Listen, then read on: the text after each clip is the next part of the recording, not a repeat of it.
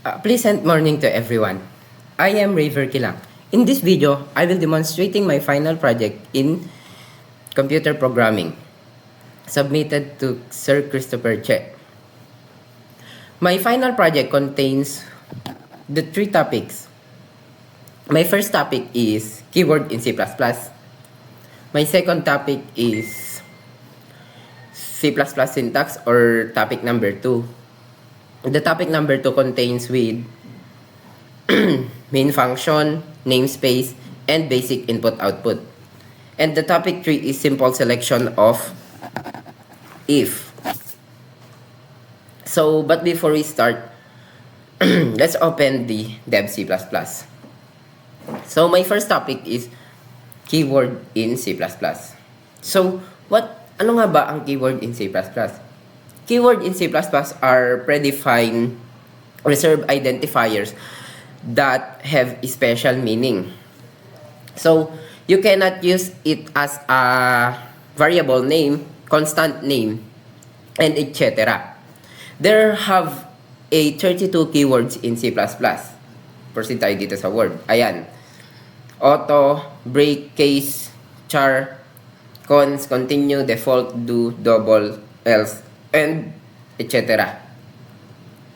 So, proceed tayo sa topic number 2.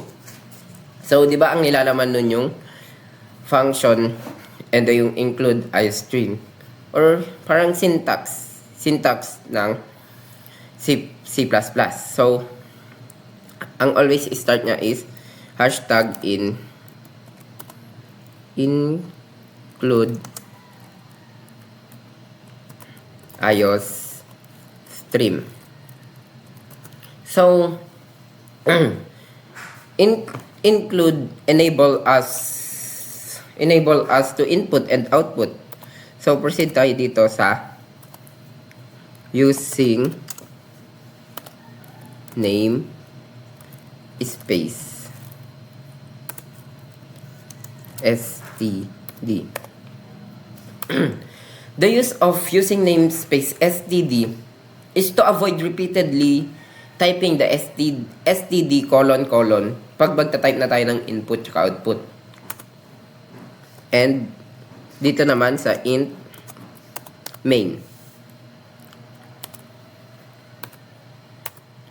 So the int main is the main structure. And lalagyan natin siya ng early bracket. Ayan, yung bracket na yan, this would be a body. Yung bracket. So, since gumagamit tayo ng int, meaning there should be a 0. Kaya magre-return 0. And remember, everything should end with semicolon or terminator. Ayan, return 0. So, dito na, sa pangatlong, ay yung contain ng topic 3. Dun sa cout, yung magdi-display ka ng input at output. So, ang gamit ni cout is used to display or give an output. Yun. So, example natin ay hello world ang i-display. Hello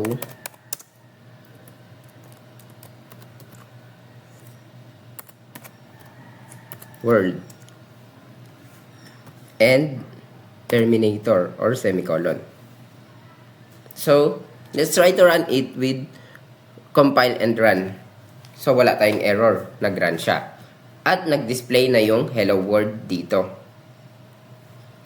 So, proceed tayo sa topic 3. Yung if.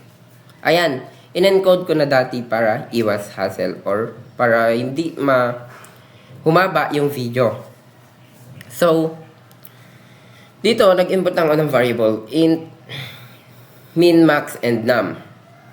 Sini-out ko lang yung minimum value and maximum value. So, kung mapapansin nyo dito sa First if, gumamit pala ako ng swapping. So, ano nga ba yung swapping? So, dito sa temp, any value of temp is equal to the mean and mean is equal to the max. And max is equal to temp. Doon na magaganap yung swapping. Kung ang logic nan, kung mas mataas yung in-input mo na value kay minimum kaysa kay maximum, magpapalit sila ng value. So, itry natin. Ay, dito pa muna pala. So, dito sa cout, pinakita ko yung result na nag-swap na sila. So, let's run it. Ayan, ito yung sinasabi ko. 100. And dito sa minimum value, ang in-input kong value is higher than the max. Tignan natin kung magaganap yung swapping. Ayan. As expected, nagpakita yung swap. Ngayon, nung nag-swap na sila, ang magiging value na ni minimum is 10 and the magiging value ni max after swap is 100. So, proceed tayo dito sa cout number. Nag-in lang ako dito. Yung number. So, another if. If num is equal to 0, magiging invalid entry na siya dun sa range. So, bakit ko ginamitan ng return 0 dito? Kesa gumamit pa ako ng else, hahaba pa yun.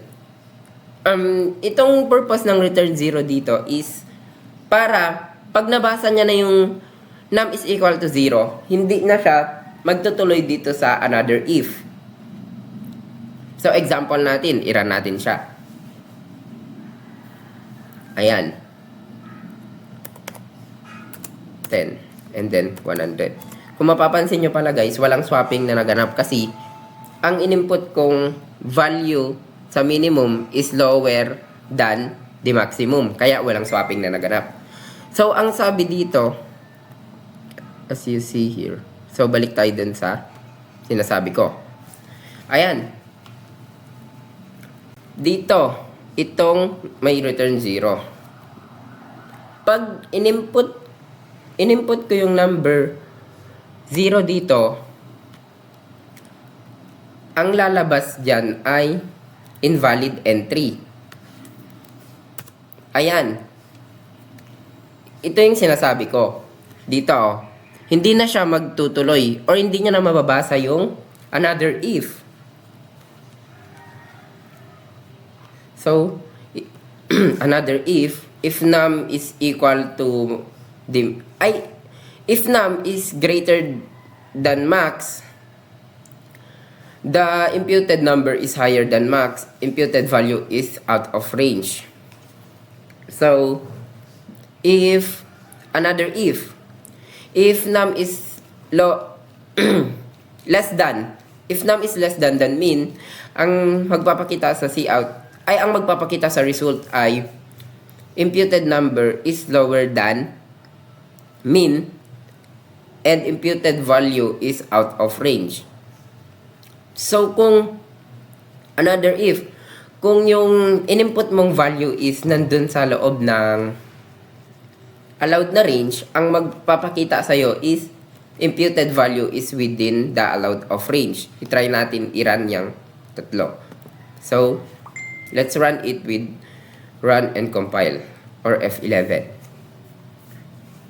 So, ang value is 10. Yan, mapapansin nyo walang swapping na magaganap. Tapos, i-enter natin yung wala sa range. For example, number 9. Ang lalabas sa output is imputed number is lower than mean and imputed value is out of range. So, try natin yung isang result. Yung higher than than max. So, run and compile again. Ayan, may swapping na naganap. And then, ang i-enter natin, 1 o 1. Ayan, nagpakita yung imputed number is higher than max and imputed value is out of range kasi wala siya dun sa loob ng range. So, what if ang input natin dun is yung nasa allowed na range? Example, 100. And then, 10. May swapping na naganap. And then, input natin is 50. Yung nasa loob ng range. Ang magpapakita is, ang magpapakita sa result is yung imputed value is within the allowed of range. So, ayun lang po. So, yung if used to specify, ang if used to specify the block of code to be executed if a specified condition is true. That's all, guys. Yun lamang po and maraming salamat sa panonood.